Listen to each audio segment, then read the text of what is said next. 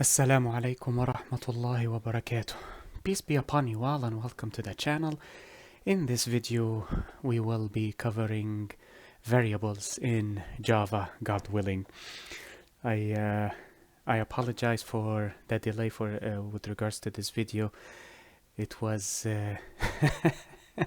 I was rather indisposed the past few weeks, unfortunately, because of employment issues as well as familial engagements.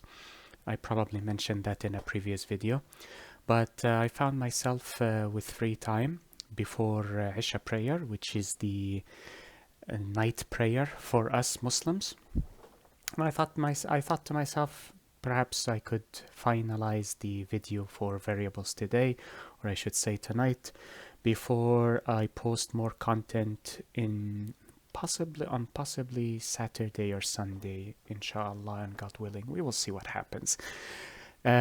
Before we start, we begin with, as always, بسم الله الرحمن الرحيم الحمد لله رب العالمين والصلاة والسلام على أشرف الأنبياء والمرسلين سيدنا محمد وعلى آله وصحبه ومن تبعهم بإحسان إلى يوم الدين وارض اللهم عنا معهم أجمعين اللهم آمين. We begin in the name of Allah, the most merciful in this life and in the hereafter, and we pray that we follow in the footsteps of Prophet Muhammad, peace be upon him, and his companions. Amen. So let us begin with variables. A variable is a value that is capable of change. It varies, hence the term variable. Before we start with variables in Java, I will give a brief example in algebra, just to provide insight into what to expect when handling variables in Java or in any programming language in general.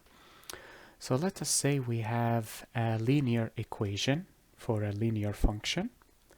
We will say y is equal to x plus 1. Let us use a simple basic example. Now the reason y and x are mentioned as letters as opposed to this is because, oh, that is why it is blurry. Okay, never mind, let me just enlarge this. Well, actually, you know what, never mind, I will just zoom in. This is a constant. Its value is constant, 1. It will never change. However, in algebra, which by the way is an Arabic word, algebra, if you see a word that begins with al, it originates from Arabic. So almanac, albatross, algebra, algorithm, and so on and so forth. Algebra was designed in the golden age of Islam. If you'd like to learn or read further about that, I believe a Western author wrote about the golden age of Islam. I believe the book was called The Dawn of the Modern Era, how Western civilization was built upon the golden age of Islam. Philosophy, astronomy, mathematics, science, chemistry, even alchemy is the Latinized version of chemistry.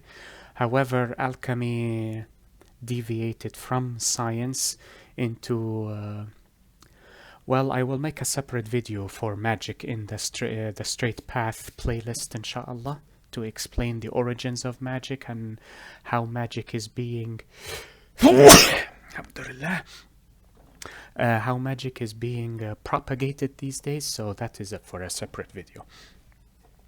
Now, returning to the algebraic expression, x and y here are written as letters because their values are unknown. Why are they unknown? Because their values change. So if I say, for example, x, if I label x with the value 0, maybe I should decrease the font a bit since we are zoomed in. If I say, hold on. Okay, there we go. Okay, and delete this and take this here. if I say x is 0, y will become 1. And if I say x is 1, y automatically becomes 2. So as you can see, the values change. They vary, hence the term variable, as opposed to the 1 here, which is a constant. And we will cover constants, inshallah, in a separate lecture. Also, to add, this disclaimer was supposed to be at the beginning of the video, but I just remembered it now. I was thinking of preparing an expansive tutorial for Java, covering multiple topics such as data structures and profound object-oriented programming. However, I thought to myself that people who normally learn in such a traditional manner from various tutorials do not understand the key infrastructural information or foundation regarding Java programs, such as the virtual machine, caches, registers, or registries, and so on and so forth. So I decided that instead of delving too deeply into the Java mechanics, I will instead try to provide infrastructural background about Java and the Java program. Then once I finish with that, inshallah, I can, and God willing, I can start with advanced topics such as data structures, serializations, Java I/O, and so on and so forth. So the structure for now will be procedural programming, basic object-oriented programming, and then at the end we will cover topics such as memory management, Java virtual machine, the stack, or the call stack, I should say, the heap, what else, caches, registries, and so on and so forth. That way you can have fundamental knowledge that will guide you in any language, particularly C. When we start the C programming language, inshallah, if you have the fundamental knowledge of memory management from Java, C will be an incredibly easy language to learn. Hopefully. I do not believe I am a good teacher, and there are much better tutorials than mine. However, I am trying to do I am trying to do my best to do my part as being a member, a contributive member to society. All I can control is the effort I put in. I do not control the outcome. Okay, so now we have seen how variables function in mathematics. Let us see how they function in Java. Before we move to the IDE, and by the way, I switched to JDK 17 so that I am working alongside you, as opposed to the previous video when I ran the program I was using JDK 11, but I switched to 17 so that I can also learn about the new API. There are two categories of variables in Java, at least. So I will, you know what, I do not wish to waste any more of your time, so it does not have to be perfect.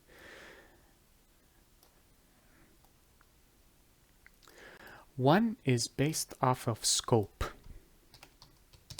That is the first classification for variables.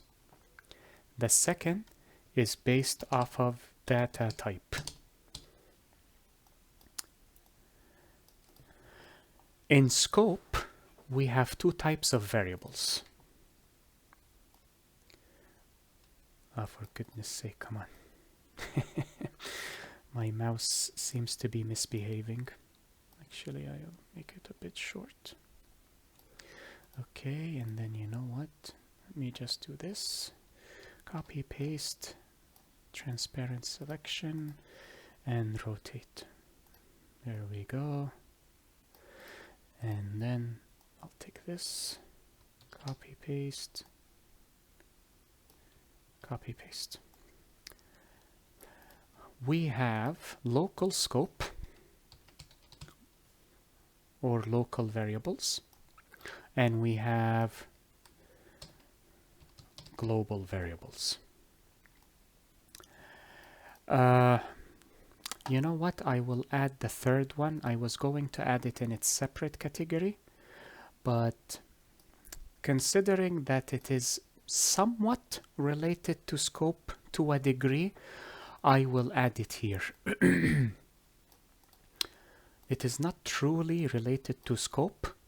It is related closely to memory management in Java, but it could be considered part of the scope. We have static variables as well. And so we will explain what static is and why we used it here, right here. But this could possibly be at the end of the tutorial after we cover the basics. Then we will explain what this means and what this means with regards to the main method. We will be covering what public means and what main, and what void means a bit sooner when we start with object-oriented programming, which will be the second half of this course. The first half will cover procedural programming. The second half will cover object-oriented programming. The second half here, or the second classification, which is what we will cover today, God willing, relies on, or rather is subdivided into two main categories, which you will hear quite often in programming. Okay, so I will remove these. In terms of types, instead of scope, in terms of types, we have two types of variables. We have primitive, and we will see why they are called primitive shortly. And we have reference data types. Those will be covered extensively when we start object-oriented programming, God willing, and you will see why soon. Now, with reference data types, just remember, and we will cover those later, the reference data types require classes. So if you wish to use a reference data type variable, you must use the class pertaining to that variable. With primitive data types, they do not need classes, hence the name primitive, because they seem primitive, though I do not enjoy nomenclature in programming because it is quite derogatory. You have master and slave, you have primitive, there was another term but I forgot it now. Yeah, I feel the pioneers of computer engineering were descendants of the Roman Empire. Well, technically the Western civilization now is based off of the Roman Empire, but instead of gladiatorial arenas, you have bumper egg matches, also known as football matches or hockey matches, and instead of slavery, you have minimum wage, and so that is meant for another video. Never mind. So we have primitive and we have reference. We will focus on these two for today with regards to the names. Why are they named primitive and reference? Then we will jump to the IDE with primitives only. We will start covering references once we step into object-oriented programming, God willing.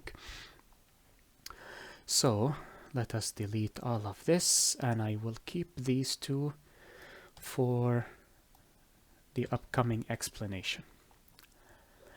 To understand how variables function in Java, you must understand the memory management of variables in Java. And I know that I stated we will cover memory management at the end of this tutorial, God willing, but we will cover it briefly here, just to understand how primitive variables are used and how reference variables are used, and why reference variables are called reference, because they refer to another location. With regards to memory in Java, you do not have to focus on this now. We will cover this extensively at the end, inshallah. So do not worry if you forget this for now. But we have 4 compartments for memory in Java. Each compartment stores a particular portion of the code or of the program, however you wish to define it. So we have this one, we have this one, and we have this one. One portion is responsible for storing static variables or anything labeled static. And we will cover this in its separate lecture. Hopefully, inshallah, it will be clear. Then here we have code, also known as the byte code. This is where the byte code is stored. If you would like to consider it machine code as well, you can, especially when we start with the C tutorial. Understanding this division is incredibly important. So that is why I decided to designate a separate or an individualized lecture solely for memory in Java, because it plays a role in other programming languages. And if you understand memory management and garbage collection, you can understand any programming language, because the rest becomes the rest involves learning the different syntax. That is it. But the fundamental infrastructure is the same across multiple languages. Then we have the stack, which is the name of a data structure. We will cover that in an advanced tutorial, inshallah. And then heap. Okay. The one responsible for creating the stack portion or the stack pocket or the stack memory is the compiler, which we discussed in, I believe it was the first lecture, if I recall correctly. The compiler is the one responsible for creating the stack memory, while the heap is created by the JVM. And again, I will also designate a separate lecture for the JVM, the virtual machine, so that you have a deeper understanding of the various components of the Java program. Now, a virtual machine is responsible for creating a virtual environment instead of physical environment. It is virtual, so it occupies virtual memory in your computer as opposed to actual physical memory. And this virtual environment is created by the Java virtual machine. So if you run any Java program, it runs through the Java virtual machine because it creates the virtual environment, and then the JRE or the Java runtime environment utilizes the JVM to actually start executing the code. We will talk about the relationship later on, do not worry. Where does the compiler create the stack? Because it is physical memory as opposed to this which is virtual memory. This is physical memory, so it actually occupies space in your computer. This is created by the compiler. Let me use a different color this time. In the RAM memory, random access memory. We will not talk about ROM ROM, read-only memory, because it does not play much of a role here. But RAM plays it plays a pivotal role in memory management, which is why if you have a computer with a larger RAM, it is said to be faster than a computer with a lower RAM. It is not only faster, but it can store more information as opposed to a computer with a lower memory or a lower RAM, because high RAM means a larger stack. So your computer can handle more information than a computer with a lower RAM. You do not have to memorize this, or rather focus on this now, because we will explain it again. The reason I am covering this now is to cover these two and the relationship with these two. So we will remove these two because we do not need them, and I will remove this, pull it here like so, and copy this any day now and paste it here like so. Come on, there we go, and then we'll do this. Voila. Actually, no French. Okay, so we have two memory compartments. One is stack and one is heap. The stack is responsible for storing primitive data types or primitive variables, and the heap okay, well, you know what, so now you have seen these arrows, we do not need them anymore.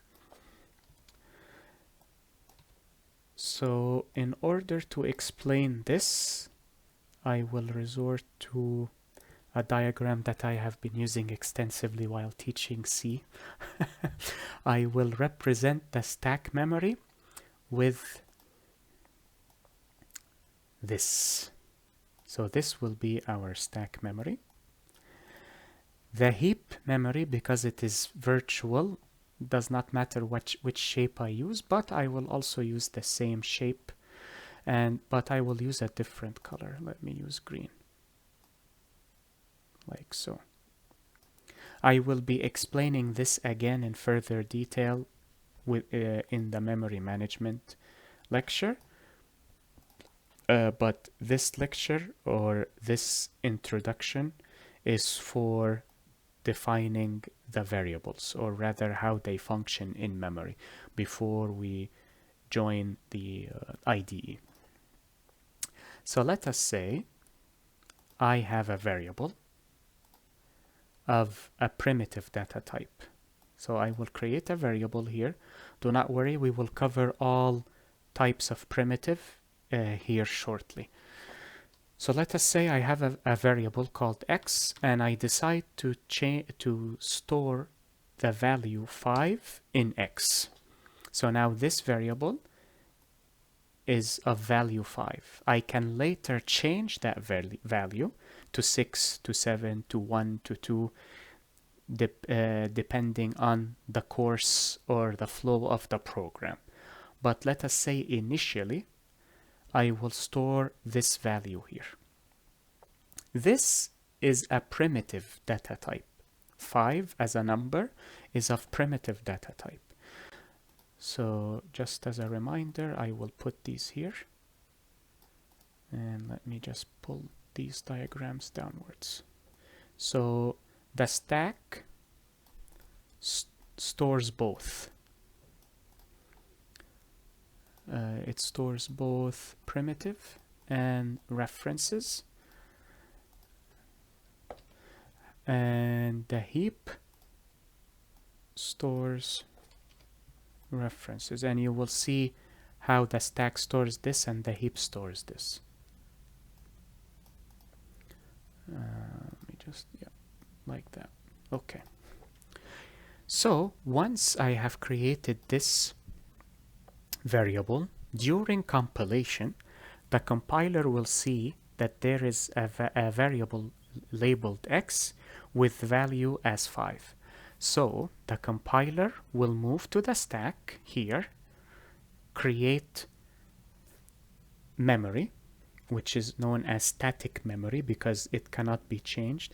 You can change it through certain commands, but we may cover those commands in the memory management lecture, though it is not truly important because as far as I know, no one uses these commands to change the size of the stack. However, this is changeable, so this memory is known as dynamic memory, but we will cover that in its own lecture, God willing. So the compiler will create the stack memory and then move to a location. I do not believe there is a rule as to how the compiler creates memory in the stack. So let us say it lands here and decides to occupy this portion of the RAM dedicated for the variable x. So what will happen is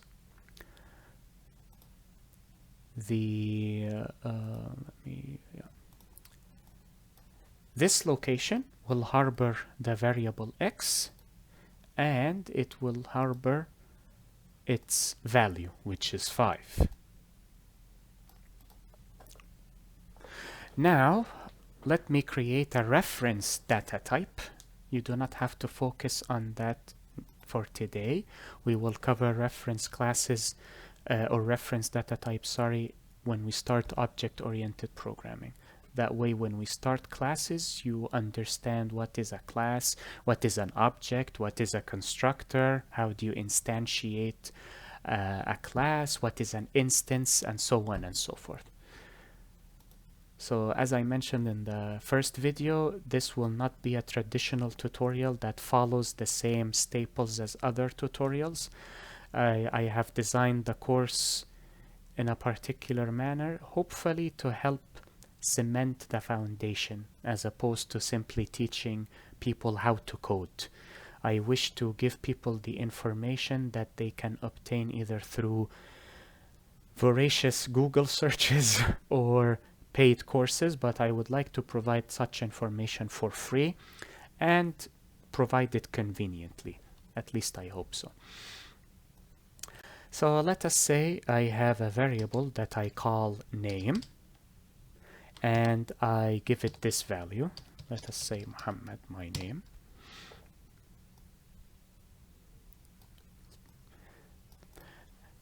This is not a primitive data type. This is known as a reference data type. So here is how this variable is stored. The compiler will see that I have a reference data type as opposed to a primitive data type, and then it will go to the stack.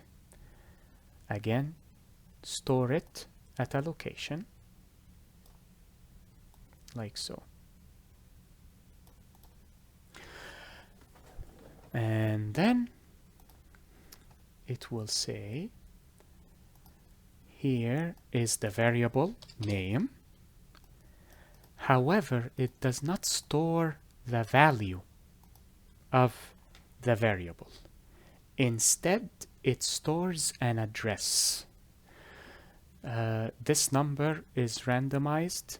It is from my own mind. A memory address is normally a hexadecimal value. Hexadecimal value is, or a hexadecimal numerical system is a type of numerical system that counts with certain increments as opposed to the decimal system, which is the traditional one that we use from 1 to 10. There are also the octal and binary numerical systems. I will be creating a separate tutorial for the numerical systems, God willing.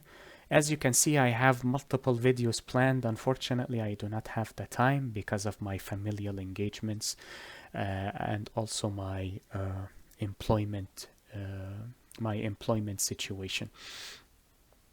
So here it will store a memory address. So it will not store this value here.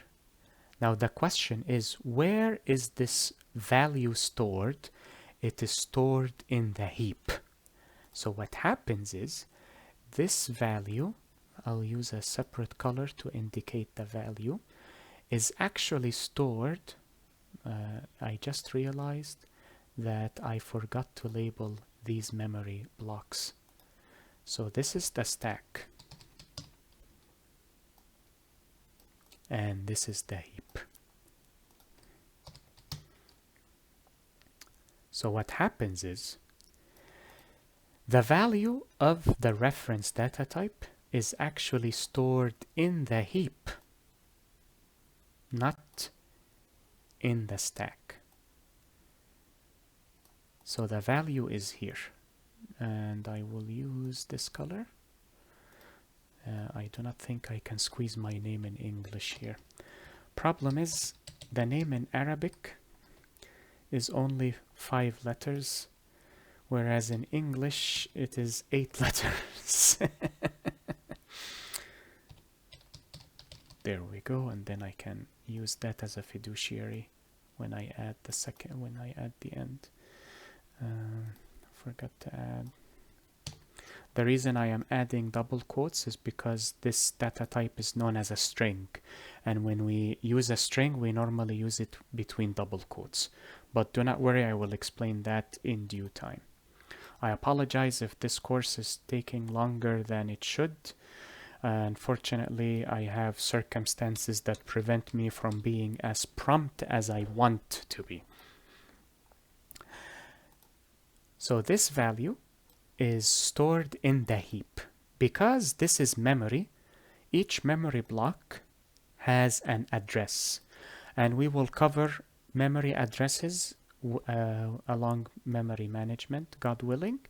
So you do not have to worry if you miss anything pivotal in this lecture. We will repeat this setup again when we tackle memory management.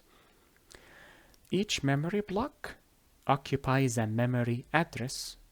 If you think of this as the street, this is the house, and each house has a street number in its address, or a house number, I should say, not the street number.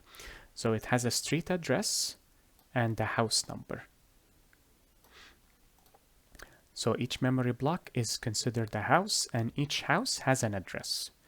Let us say this address is, let me use green because it is green. Actually, I will use red. Let us say this address in hexadecimal. Let's see if I remember how to write hexadecimal. 1, 2, 3, F, A, B, C, D. Just as an example. So normally memory addresses are in hexadecimal. Actually, since we can convert hexadecimal to decimal, instead of using this cumbersome address that may be difficult for people to understand, or rather for people who are unaware of the numerical systems, I will use regular numbers. For simplicity, I will say 100. Let us say the memory address for this memory block is 100. This 100 is stored in the stack with the variable name here. So in the stack, the value of the variable is actually the memory address of the actual value in the heap. So this will be stored here like so. The reason these are called reference is because they refer to this portion. They reference this portion. They allude to this address. They cite this address. They refer to that address, however you wish to label it. And if you studied C programming, pointers. Reference data types are pointers in C. Oh yeah, wait, C++ has them too. I forgot. That is why I added reference under stack and heap. Why? Because reference data types have a memory address stored in the stack compartment that refers to the actual value within the heap. That is why it is called a reference data type. This is called primitive because the actual value is stored in the memory compartment. Hence why it is called primitive. I guess segregation never dissipated. Even in programming it is present, unfortunately. That is why it is called primitive, because it does not leave the stack. It remains localized within the stack, and its value is stored in the stack, as opposed to the reference data type, where the variable occupies memory. However, the actual value is not stored. The memory address of the actual value is stored in the stack, but it refers to the actual value in the heap. I hope this was a clear representation of variables. If you have any questions, as always, please feel free to leave a comment below, or I do not recall if YouTube allows direct private messaging or not, but feel free to leave a comment or message me if that is allowed. And I apologize in advance if it is not clear. There are limitations to this form of teaching as opposed to direct teaching or personal teaching. Of course, I try to be as clear as I can be with my limitations and restrictions. I tend to teach others on Zoom, and I use Paint as well, but of course the podium is open for questions in a Zoom session as opposed to a pre-recording on YouTube. Now I have finished with the visual representation. Let us actually take a look at the different types of primitive variables. Let me enlarge this. This was from the previous video. I will delete it. I do not need it.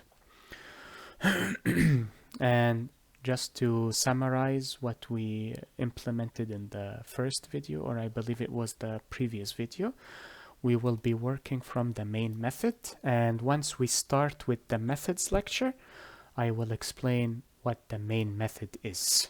But I cannot truly explain this fully without explaining what a class is, and that involves object-oriented programming. So for now, bear with me with the main class until we finish the procedural programming portion. Okay, so let us see what we need to do for variables. We have 8 types of primitive data types, unless I have forgotten one. No, I believe they are 8. I will be posting a table for all the primitive data types, as well as the amount of memory they occupy on the stack. And that is important when we tackle the typecasting lecture, how to transform from one data type or from one variable format to another. Firstly, when you wish to write a variable, you cannot simply say x is equal to 5. There are certain rules you must abide by when you are working with variables in Java. In JavaScript, it is a bit flexible, but in Java and other high-level programming languages, there are astringencies with regards to working with variables. Let me see if I can increase the font. Let us hope I remember how to do so. Languages, perhaps? No. System settings, appearance, perhaps. Yes, let me set that to 20. Apply. Oh, I believe it only changed the font of the user interface. Okay, I will not try to take too long with this so that I avoid wasting everyone's time.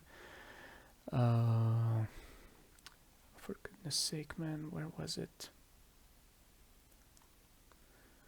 Not here. Editor, yeah, I believe it was editor. Font, there we go. Let us use 20. Yeah, I believe 20. Yeah. If you would like a larger font, please inform me in the comments so that I can prepare myself for the next lecture. Okay, let us start with primitive data types.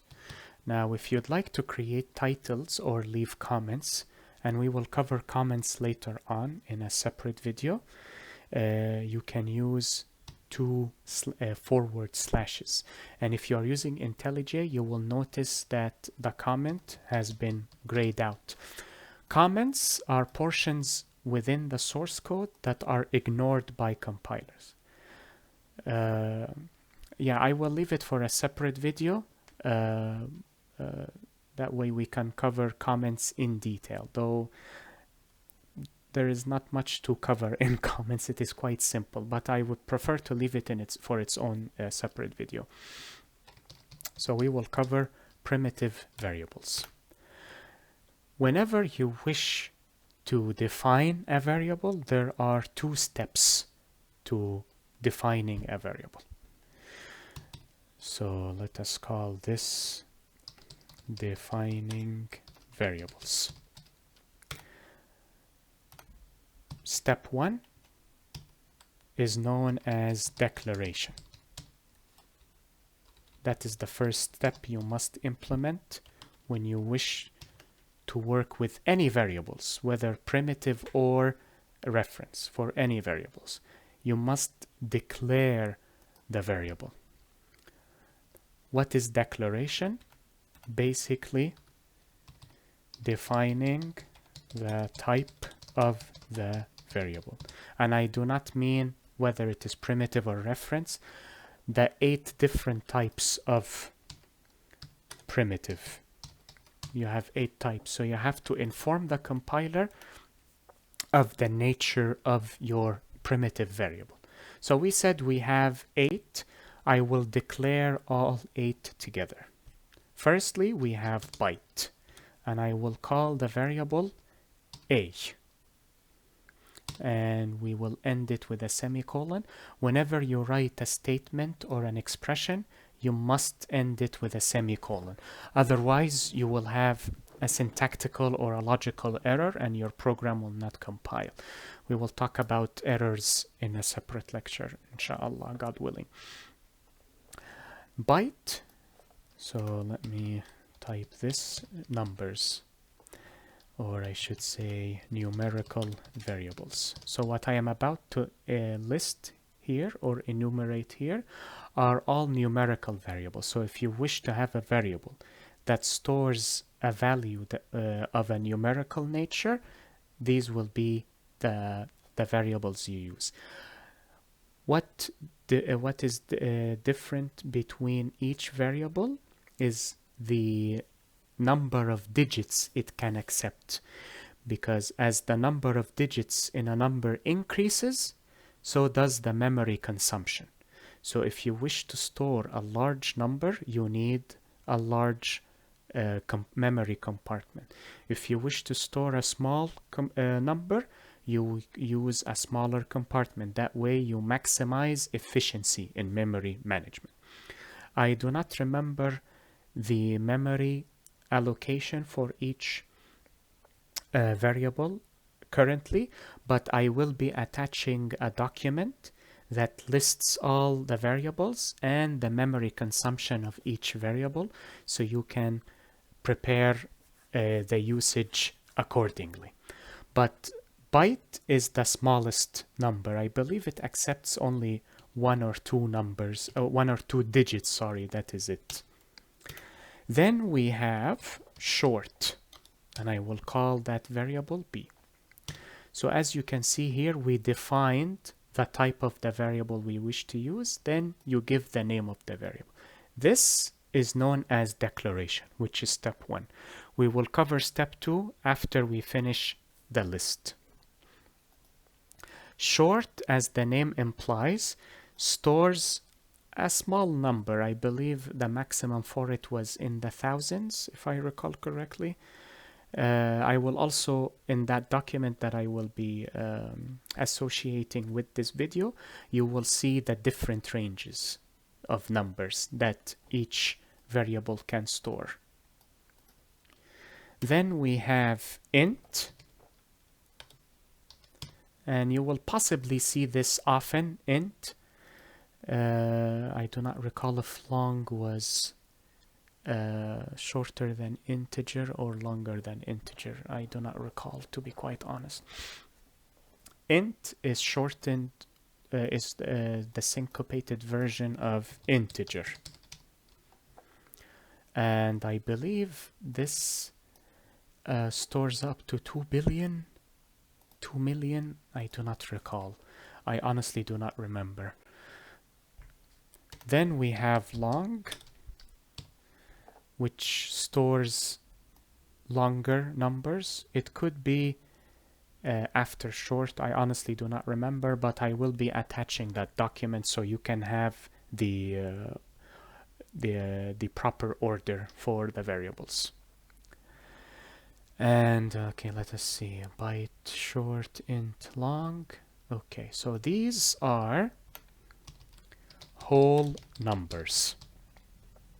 These are whole numbers, numbers without decimals, or in computational jargon, floating points.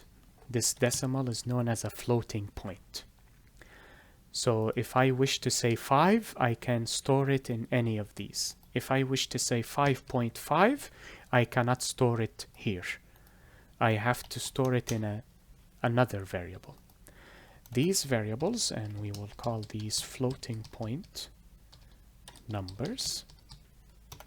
You have float, and I will use E. This is called float because it stores a floating point number.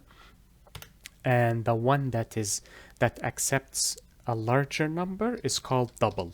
And it is called double because the space allocated for this is double the size of this. That is why it is called a double. So these are numerical variables. 1, 2, 3, 4, 5, 6. So I have 2 more. Now, what if I wish to store alphabetical variables?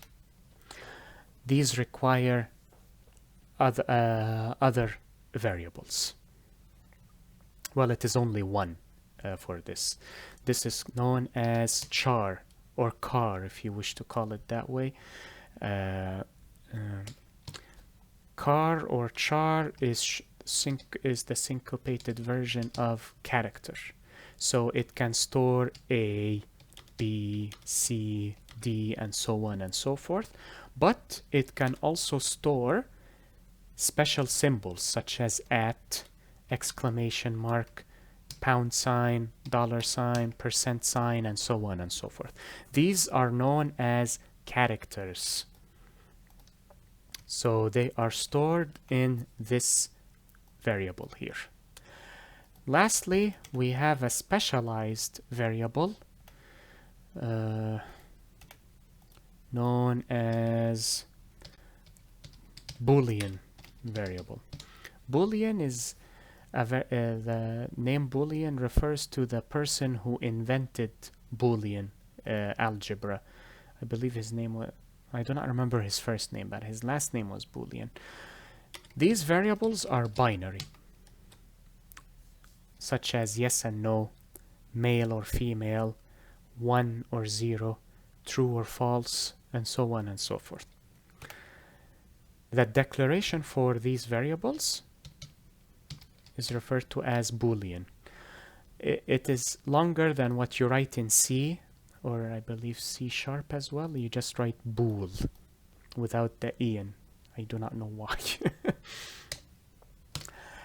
This is how you declare a variable. However, when you declare a variable, it does not occupy space in memory. You must use the equal symbol. If you do not use the equal symbol, the variable does not occupy space in memory. This is empty. So if you wish for your variable to occupy space in memory, you must give it a value. Otherwise, it will not occupy space in memory. And we will talk about garbage collection with memory management soon, God willing. So let us cover step 2, which is known as initialization. Initialization, providing an initial value to the variable. As we mentioned before, a variable can change its value, but what you provide the variable initially is known as initialization. So when I began here, I initially provided x with 5. I can later change it, but the initial value that I provide is known as initialization. So here I have variables a to h. So let us start initializing. By that I mean I will provide each variable with an initial value. So I will say a, which is a byte, is equal to, let us say 1. And I will write this here so that you know what is this variable. For the short, it was b, sorry, I will give it, I believe 200. Yeah, and I will say short. The beauty of the IDE is that it informs you if this number does not match the memory consumption of this data type. So if I make a mistake, the compiler will inform me through the IDE. C was int. Let us say I will give it 1000. Initially, of course. Though, to be quite honest, from what you will see often, these numbers are normally attributed to int. Why? Because bytes are fastidious to work with, unfortunately. So for convenience, people normally use int. It is an inefficient usage of memory, unfortunately, but it is convenient. D was long, and let us say 10,000. Please note that in Java, you do not put a comma here. So unfortunately, it may be confusing to read, but with practice, your eyes will hopefully become acclimatized. That is long. What was E? Ah, the floating points. So these, as you can see, are whole numbers without decimal places. Okay, now let us start with E. If I do this, actually, let me show you how an error would appear. See? I used the floating point. It gave me an error. Required type short provided is double. So I provided a double variable when it is required to be short. And this is the casting that I mentioned earlier, which was present here. Yeah, this is casting or type casting, to transform from one format to another. We will cover that in a separate lecture, inshallah. Okay, E is 5.5. And we have an error. You will see why. Required type is float but provided double. The compiler is a bit fastidious itself. When you initialize a value for a float, you must place an F at the end. You must. Otherwise, it will not detect that this is a float, which is why most of the time, as people use int for whole numbers, people use double for floating point numbers because it is more convenient. Even though, again, it is inefficient usage of memory, of course.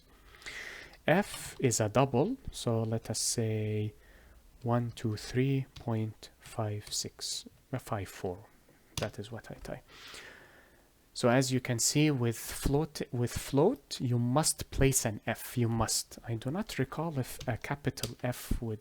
Oh yeah, it is acceptable. So lowercase or uppercase. Next we have character. So it was G. When you wish to initialize a character, you must use single quotes.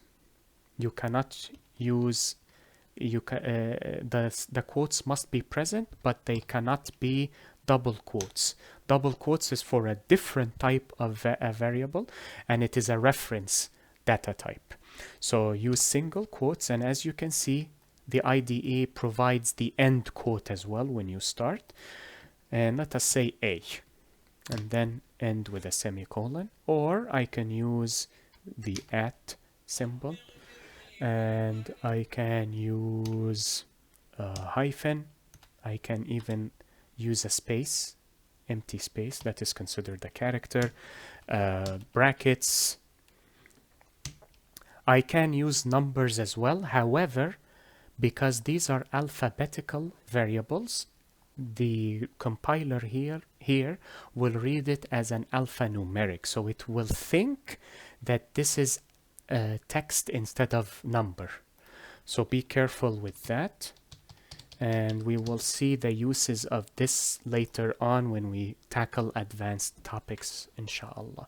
So I will leave this commented, and here I will use G and I will put A. Because you can transform from alphanumeric to numeric, and we will see these forms of casting later on, inshallah. Lastly, we have a Boolean, H, and it is either true or false. And as you can see here, the IDE did not cause any issues because it believes this is initialization. This is changing the initial value. That is why it did not cause any issues. But I will leave one variable active and the other will be commented to avoid confusion.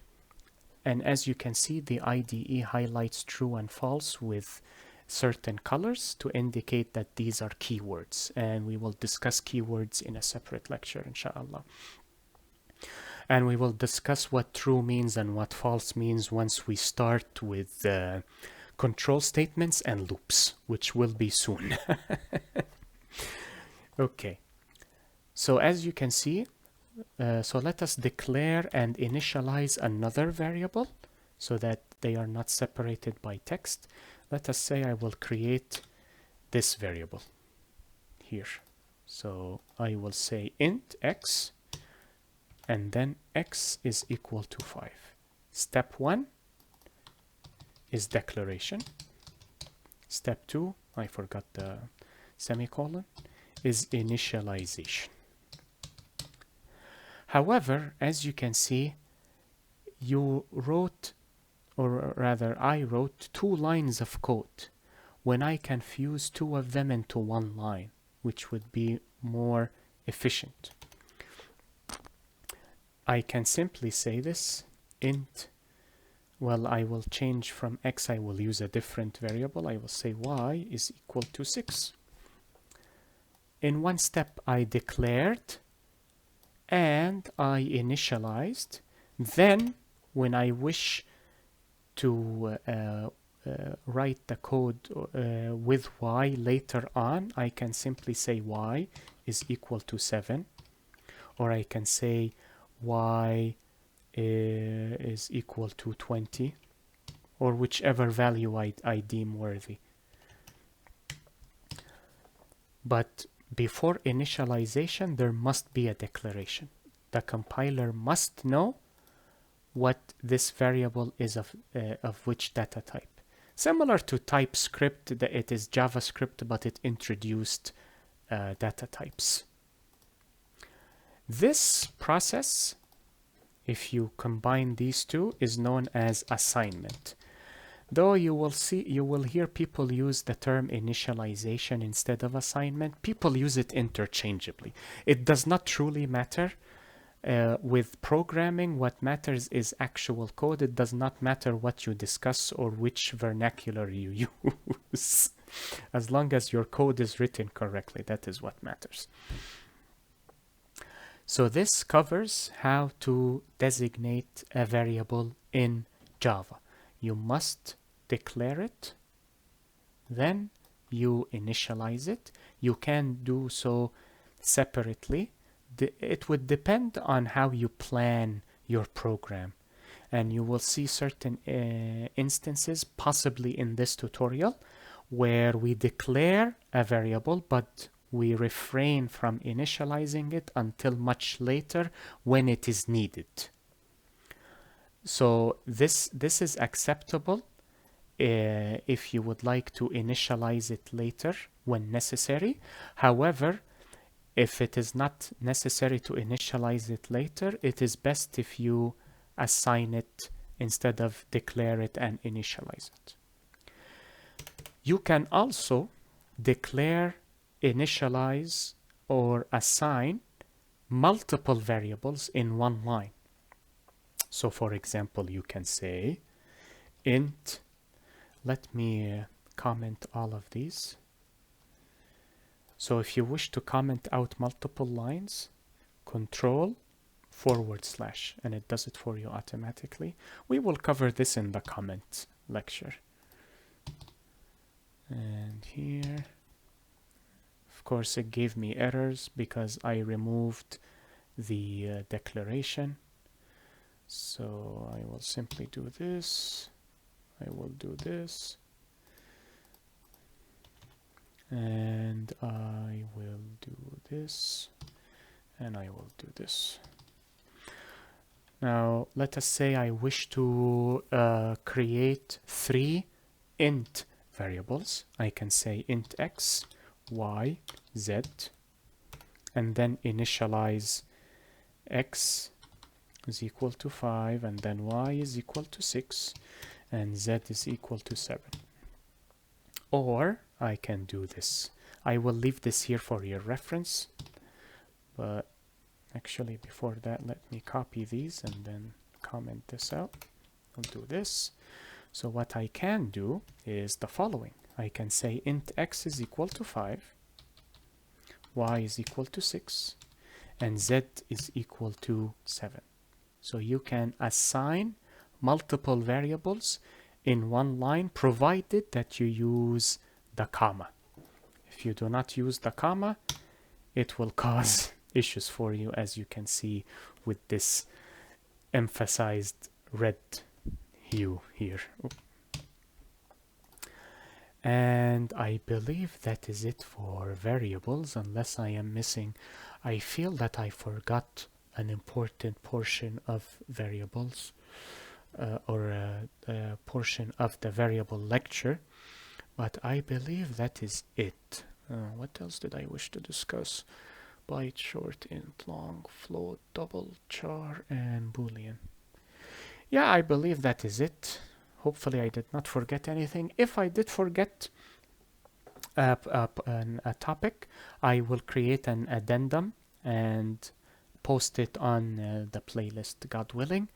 This is the end of the lecture, so if you do not wish to continue listening or watching this, feel free to stop the video. But I have a message that I wish to mention in the beginning, but I felt I was dragging this lecture longer than it should have been. When I create these videos for you to watch or view, I am taking the most important commodity or the most important aspect of your entire life, which is time. Time is invaluable and priceless. And as the Arabian proverb states, time is a sword. If you do not cut it, it will cut you. Basically what it means is if you keep missing opportunities, you will never find golden opportunities again. It is basically to avoid wasting time. So when I create these videos, I am taking from your time, which is the most valuable aspect of your life. And because I am doing so, I try to be beneficial and helpful to the best of my ability.